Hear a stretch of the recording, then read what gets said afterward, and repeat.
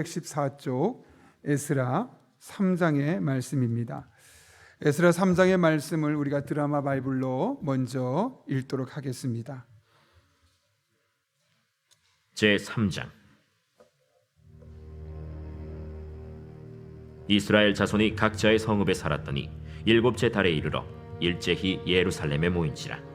요사닥의 아들 예수아와 그의 형제 제사장들과 스알디엘의 아들 스룹바벨과 그의 형제들이 다 일어나 이스라엘 하나님의 제단을 만들고 하나님의 사람 모세의 율법에 기록한 대로 번제를 그 위에서 드리려 할세. 무리가 모든 나라 백성을 두려워하여 제단을 그 터에 세우고 그 위에서 아침 저녁으로 여호와께 번제를 드리며 기록된 규례대로 초막절을 지켜 번제를 매일 정수대로 날마다 드리고 그 후에는 항상 드리는 번제와 초하루와 여호와의 모든 거룩한 절기의 번제와 사람이 여호와께 기쁘게 드리는 예물을 드리되 일곱째 달 초하루부터 비로소 여호와께 번제를 드렸으나 그때 여호와의 성전 지대는 미처 놓지 못한지라. 이에 석수와 목수에게 돈을 주고 또 시돈 사람과 두로 사람에게 먹을 것과 마실 것과 기름을 주고 바사왕 고레스의 명령대로 백향목을 레바논에서 요빠 해변까지 운송하게 하였더라. 예루살렘에 있는 하나님의 성전에 이른 지 2년 둘째 달에 스알디엘의 아들 스룹바벨과 요사닥의 아들 예수아와 다른 형제 제사장들과 레위 사람들과 무릇 사로잡혔다가 예루살렘에 돌아온 자들이 공사를 시작하고 20세 이상의 레위 사람들을 세워 여호와의 성전 공사를 감독하게 하매 이에 예수아와 그의 아들들과 그의 형제들과 간미엘과 그의 아들들과 유다 자손과 헤나닷 자손과 그의 형제 레위 사람들이 일제히 일어나 하나님의 성전 일꾼들을 감독하니라. 건축자가 여호와의 성전에 기초를 놓을 때 제사장들은 예복을 입고 나팔을 들고 아삽 자손 레위 사람들은 제금을 들고 서서 이스라엘 왕 다윗의 규례대로 여호와를 찬송하되 찬양으로 화답하며 여호와께 감사하여 이르되 주는 지극히 선하심으로 그의 인자하심이 이스라엘에게 영원하시도다. 하니 모든 백성이 여호와의 성전 기초가 놓임을 보고 여호와를 찬송하며 큰 소리로 즐거이 부르며 제사장들과 레위 사람들과 나이 많은 족장들은 첫 성전을 보았으므로 이제 이 성전의 기초가 놓임을 보고 대성통곡하였으나 여러 사람은 기쁨으로 크게 함성을 지르니 백성이 크게 외치는 소리가 멀리 들리므로 즐거이 부르는 소리와 통곡하는 소리를 백성들이 분간하지 못하였더라. 아멘. 우리 함께 기도하고 하나님의 말씀 나누겠습니다. 거룩하신 아버지 하나님, 오늘도 불러주시고 말씀 듣게 하시고 기도할 수 있게 하신 은혜 진심으로 감사를 드립니다. 말씀을 채우는 이 시간 우리의 마음의 문을 열어주시고 하나님의 말씀이 우리의 신비에 새겨지는 복된 시간 되게 하여 주옵소서. 특별한 사연이 있고 또 기도 제목이 있어 하나님 앞에 예물과 함께 기도 제목을 올려드리는 손길들이 있습니다. 날마다 드리는 그 손길을 일일이 기억하여 주시옵고 기도 제목 가운데 신실하게 응답해 주시며 하나님의 살아계심을 함께 경험할 수 있도록 주님 인도하여 주옵소서. 그러나 함께 드릴 수 없는 중에 같은 마음의 소원을 갖고 있는 성도 한 분 한 분을 일일이 기억하여 주시며 같은 은혜로 주님께서 능력으로 역사하여 주옵소서. 예수님의 이름으로 기도하옵나이다. 아멘. 주변에서 어떤 자신의 영역 속에서 특별한 영향력을 끼치고 또 다른 사람에게도 선한 영향력을 주는 사람들을 분석했던 적이 있고 또 그런 자료를 본 적이 있습니다. 그들의 공통점이 있다면 그 중에 한 가지가 있는데 누군가로부터 매우 선한 영향을 공급받았다는 겁니다. 그래서 보면 그들의 삶에 어떤 특별한 사람과의 만남이 있었고 그 사람과의 지속적인 만남의 과정을 통해서 이 사람의 생각과 가치관이 변하면서 그렇게 누군가에게 영향력을 줄 수 있을 만큼 괜찮은 사람으로 성장하게 되었다는 것이죠. 그래서 저도 항상 어떻게 하면 내 삶을 바꾸고 나로 하여금 늘 옳은 길을 걸어갈 수 있는 사람을 만날 수 있을까, 그런 고민을 항상 했었고 또 노력했던 적이 있습니다. 제가 신학을 처음에 시작할 때 정말 설교를 잘하고 싶었는데 주변에 그것을 도와줄 수 있는 분이 너무나 없는 겁니다. 그래서 제가 오죽하면 그때 전혀 일면식도 없고 그 교회 성도도 아님에도 불구하고 저는 그때 서울에 살고 있었는데 수지에 있는 지구촌교회 이동호 목사님께 메일을 보냈습니다. 목사님, 저 이런 신학생입니다. 제가 성경을 잘 해석하고 싶고 설교도 잘하고 싶은데 주석 좀 추천해 주십시오 라고 메일을 보냈더니 일주일 정도 지난 이후에 메일로 주석을 추천해 주셨고, 또 이렇게 공부하면 좋을 것 같다라고 저에게 조언을 주셨던 적이 있습니다. 그래서 제가 가장 먼저 샀던 책도 이동호 목사님의 설교학에 대한 책을 샀던 기억이 저에게 있습니다. 그때의 기억들이, 또 그때의 삶이 또 저에게 많은 도움이 되었죠. 왜냐하면 그 이후에 제가 그 교회를 다니면서 또 설교를 통해서 그분의 다양한 책을 통해서 저의 가치관의 많은 부분이 형성되었기 때문에 그렇습니다. 어쩌면 저희 인생의 가장 중요한 시기였고 저에게 가장 중요한 경험을 선사해 주었습니다. 근데 돌아보면 물론 그분으로 말미암아 저의 많은 것들이 바뀌게 되었지만 저의 인생을 가장 혁신적으로 바꾸셨던 분은 다른 분이었습니다. 바로 하나님이었습니다. 예배를 통해, 기도를 통해, 또 늘 하나님의 말씀을 가는 과정을 통해 하나님이 어떤 분인지 알게 되고, 또 그분의 마음을 알게 되고, 그분이 기뻐한 뜻을 찾게 되고, 그러면서 저도 모르는 사이에 조금씩 변화되어 가는 것을 볼 수 있었죠. 우리가 살아가면서 다양한 사람들로부터 다양한 방법으로 영향을 받을 수 있지만 가장 인간을 인간답게 변화시키는 분은 하나님밖에 없습니다. 그래서 하나님을 제대로 만나지 못했다면 인간됨을 논하지 말아야 할 정도로 우리 인생의 변화의 시점은 하나님으로부터 말미암는 사실을 우리가 잊지 말아야 하죠. 오늘 본문을 통해서도 이와 같은 사실을 알 수 있는데요. 오늘 본문은 에스라와 함께 고국으로 귀환했던 이스라엘 백성들, 그들이 어떻게 했습니까? 각자 분배된 지역에서 자신들의 삶을 영위하고 있었습니다. 그런데 7째 달이 되었을 때 그들은 일제히 예루살렘에 모였죠. 왜 7째 달에 모였을까요? 물론 7째 달에 이스라엘이 갖고 있는 3가지 절기가 있었는데 그 중에 가장 중요한 것은 초막절입니다. 여러분, 초막절이 무엇이죠?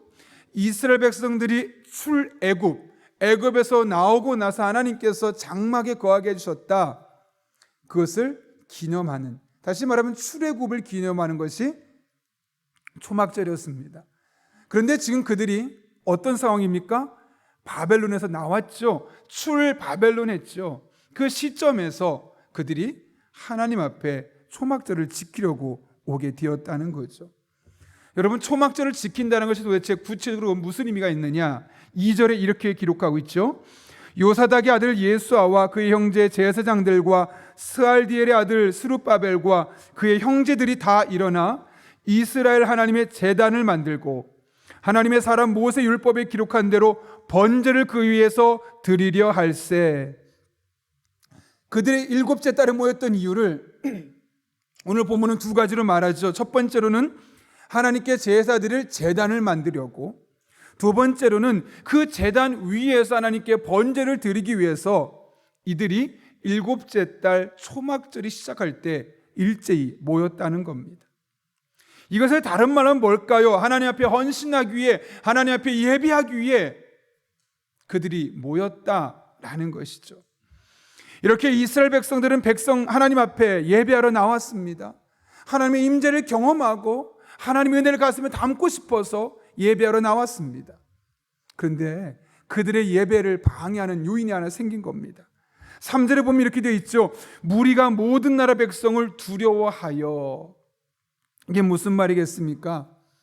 지금 이스라엘 백성들이 돌아온 예루살렘은 어떻게 보면 그 땅에 현재 살고 있었던 70년 동안 거주하고 있었던 사람들에게 어떤 땅이었을까요? 그들의 땅이었고, 그 땅에 새롭게 들어온 이스라엘 백성들은 침입자와 같고 자신들의 땅의 일부를 가져가야 하는 그런 나쁜 사람들이었던 겁니다. 그들의 입장에서 보면 이스라엘 백성들은 자기 땅과 이권을 빼앗아간 사람들이죠. 당연히 좋게 볼 리가 없습니다.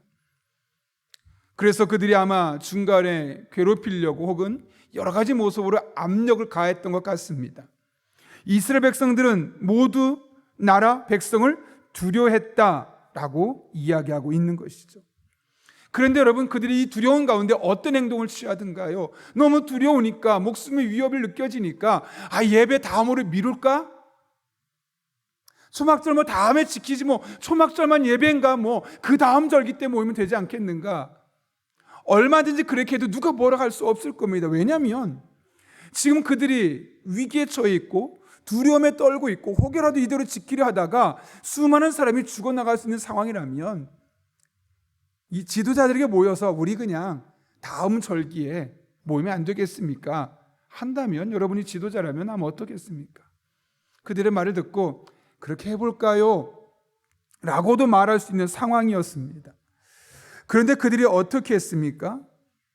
3절과 4절 이렇게 돼 있죠. 무리가 모든 나라 백성을 두려워하여 그 제단을 그 터에 세우고 그 위에서 아침 저녁으로 여호와께 번제를 드리며 기록된 규례대로 초막절을 지켜 번제를 매일 정수대로 날마다 드리고. 여기 뭐라고 말합니까? 매일 두려워했지만 제단을 그 터에 세우고 아침 저녁으로 번제를 드렸다고 합니다. 우리 성경이 번역이 좀 잘못된 것처럼 되어 있는데, 왜냐하면 무리가 모든 나라 백성을 두려워하여 제단을 그 터에 세웠고 그 위에서 아침 저녁으로 여호와께 번제를 드렸다라고 되어 있지만, 원문을 보게 되면 무리가 모든 나라 백성을 두려워하였지만으로 되어 있습니다. 그러니까 그들에게 두려움이 없었던 것이 아니라 실제로 두려움이 있었던 거죠. 이대로 예배 드리다가 싸움이 일어날지도 몰라. 이대로 예배 드리다가 시위가 일어날지 모르고, 이대로 예배 드렸다간 우리의 미래가 테러의 위협에 노출될 수도 있어. 그랬다는 거죠. 그러나 어떻게 됐습니까? 두려워하였지만 제단을 세웠고 그 위에서 아침 저녁으로 하나님 앞에 번제로서의 희생 제사 예배를 드렸다는 겁니다. 다른 말로 하면 목숨 걸고 예배했다는 것이고요. 다른 말로 하면 손해볼 수 있음에도 불구하고 예배 드렸다는 것이고요. 다른 말로 하면 그들에게 예배는 이 모든 것과 다 바꿀 수 있을 만큼 그들의 삶의 가장 중요한 요소였다는 것을 우리는 알 수 있습니다. 뿐만 아닙니다. 그들은 하나님을 예배하는 성전을 더 잘 짓기 위해서 7절에 보게 되면 전문가를 부르고 백향목이라는 최고의 나무로 성전을 지으려 하는 것을 보게 됩니다. 여러분 보십시오. 지금 이스라엘 백성들의 관심이 어디에 있습니까? 우리를 두렵게 하고 있는, 우리를 스트레스 받게 하고 있는 그런 상황들입니까? 아니면 온통 하나님이고 하나님께 예배드린 것에 초점이 맞춰져 있습니까? 예배죠.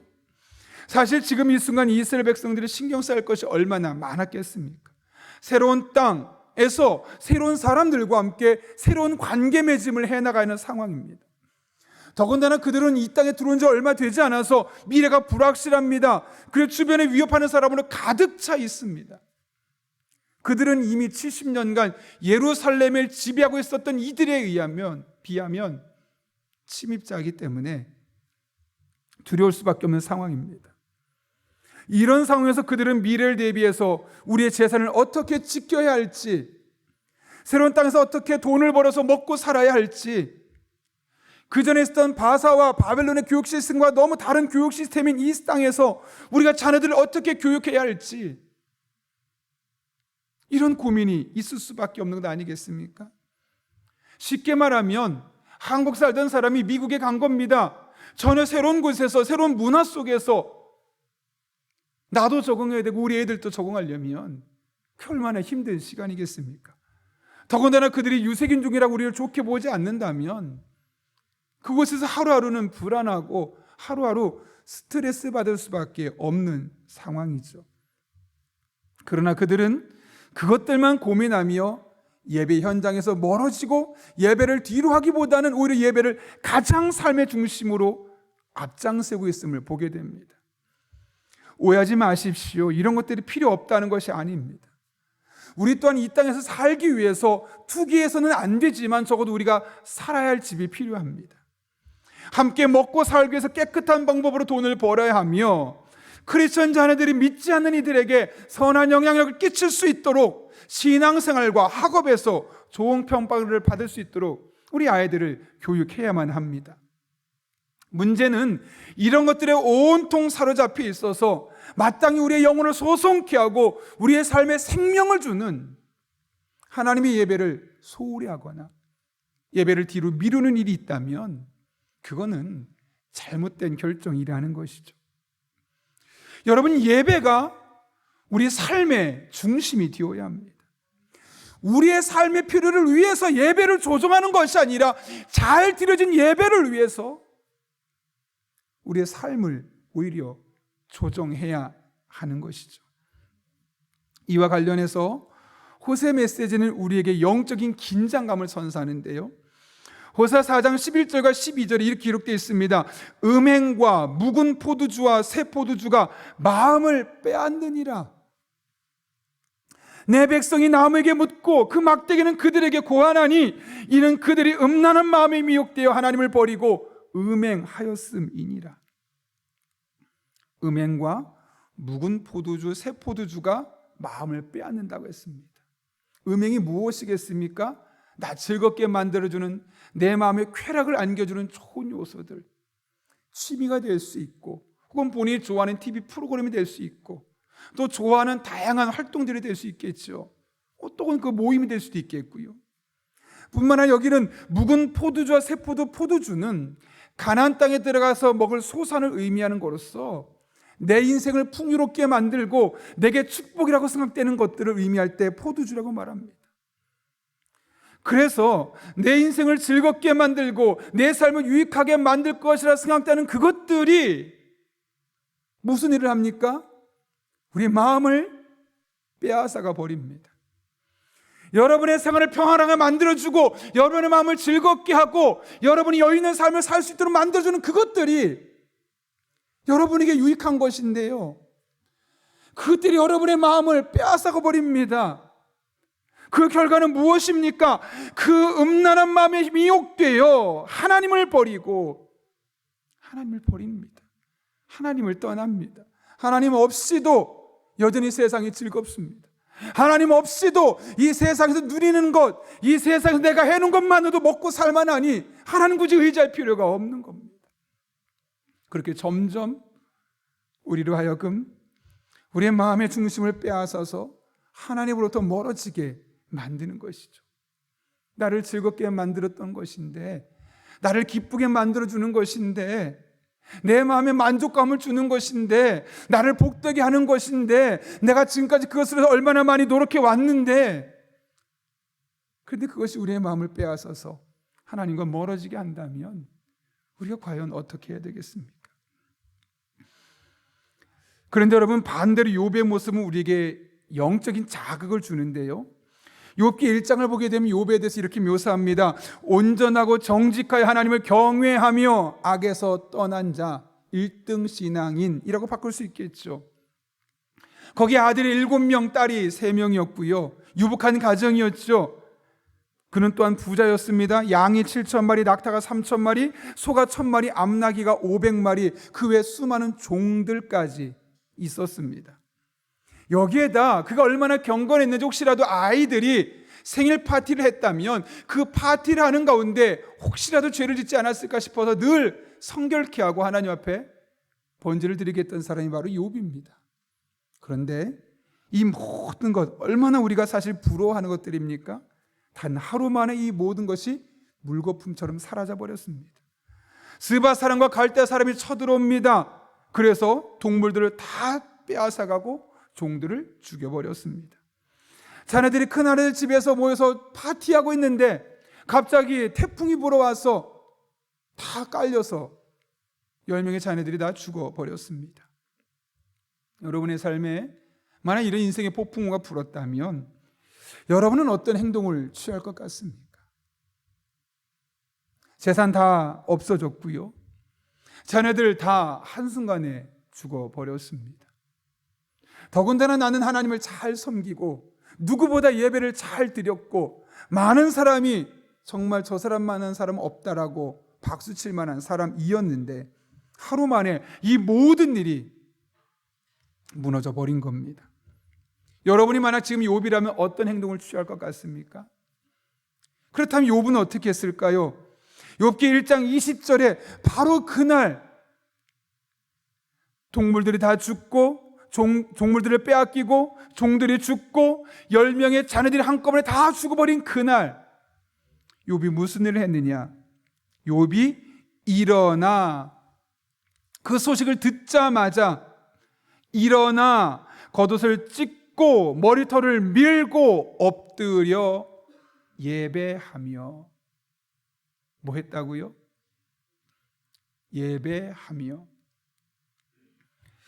욥은 완전히 절망적인 상황에서도 하나님 앞에 나아가 예배하는 사람, 어떤 상황도 그의 예배를 방해할 수 없을 만큼 예배에 대해서 진심이었던 사람입니다. 아니 어쩌면 이 이후에도 이 모든 상황을 잘 이겨낼 수 있었고 정금같이 바뀌어 나올 뿐만 아니라 그 인생의 2배 축복을 받을 수 있었던 가장 궁극적인 이유는 이런 상황에서도 그 상황이 예배를 빼앗지 못하도록 했던 예배를 향한 그의 진심 때문이었을 겁니다. 이 모든 절망적인 상황을 이겨낼 수 있었던 것, 그가 신실한 예배의 사람, 예배는 그 어떤 것도 바꿀 수 없는, 내가 하나님을 만나는, 하나님을 통해 내가 새로워질 수 있는 그런 기회야 라고 생각했기 때문이었던 것이죠. 여러분, 하나님이 어떤 사람을 찾으실까요? 하나님이 어떤 사람을 기뻐하실까요? 하나님께서 어떤 사람을 찾은다고 요한복음에서 말합니까? 영과 진리로 나아가는 사람. 어떤 상황에도 하나님만 바라보고 예배 가운데 하나님께 집중하며 내 인생이 너무나 좌절스럽고 절망스러워도 예배가 나의 삶의 중심이 되고 나를 견인해 나가는 가장 중요한 요소가 되어 있는 사람, 그런 예배자를 찾으신다는 겁니다.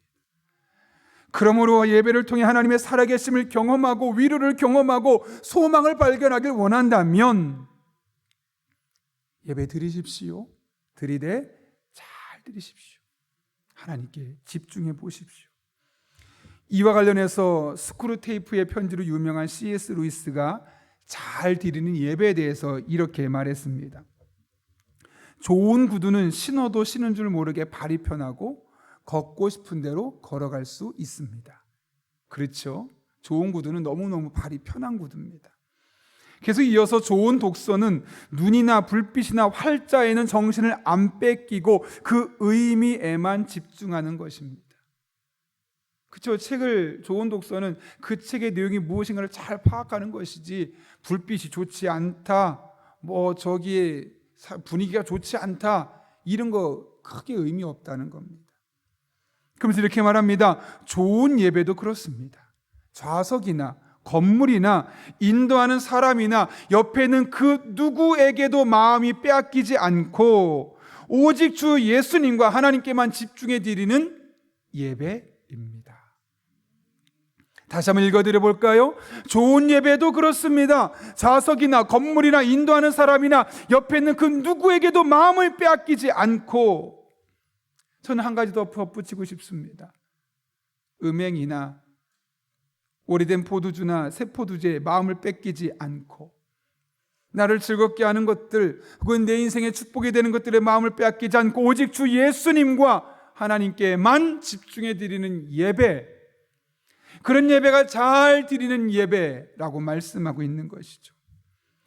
여러분, 예배하실 때는 아무것도 신경 쓰지 마시고 예배 드리는 것만 신경 쓰십시오. 찬송하면 찬송 부르는 것만 집중하시고, 기도할 땐 기도에 흠뻑 빠져들고, 설교 시간에는 오롯이 설교 듣는 것만 집중해 보십시오. 하나님께서 그런 여러분의 예배를 받아주실 것입니다. 그리고 여러분을 만나주실 것이고, 여러분의 삶에 하나님의 은혜, 하나님의 능력, 하나님의 인도하심 반드시 경험하게 될 것입니다. 그런 은혜 경험하는 여러분 한 분 한 분 될 수 있기를 예수님의 이름으로 축원합니다.